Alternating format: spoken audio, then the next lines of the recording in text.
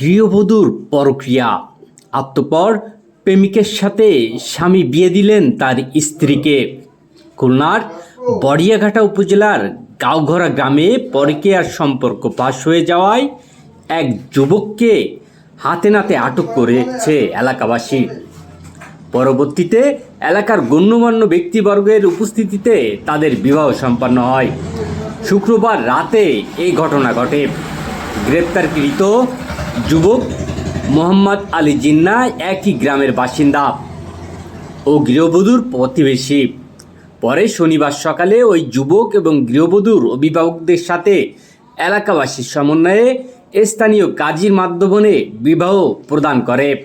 বড়িয়াঘাটা থানা পুলিশ ঘটনাস্থল পরিদর্শন করেছে। স্থানীয় সূত্রে জানিয়েছে, মোহাম্মদ আলী জিন্নাতের সঙ্গে গৃহবধূর 4 থেকে 5 বছরের অবৈধ সম্পর্ক ছিল। গৃহবধূর স্বামী এবং স্থানীয় প্রতিবেশীরা বিষয়টি দীর্ঘদিন ধরে সন্দেহ করছিলেন, কিন্তু সুনির্দিষ্ট প্রমাণের অভাবে তারা কোনো পদক্ষেপ নিতে পারেননি।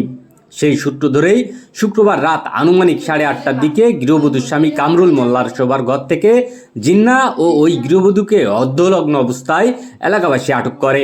পরে পুলিশে খবর দেয়। শনিবার সকালে স্থানীয় গণ্যমান্য ব্যক্তিবর্গের উপস্থিতিতে গৃহবধূ ও তার স্বামী কামরুলকে তালাক দিয়ে জিন্নাকে বিয়ে করে। উল্লেখ্য, বিয়ের সময় জিন্নার স্ত্রীও উপস্থিত ছিলেন। এই সময় বিএনপি নেতা সাইদ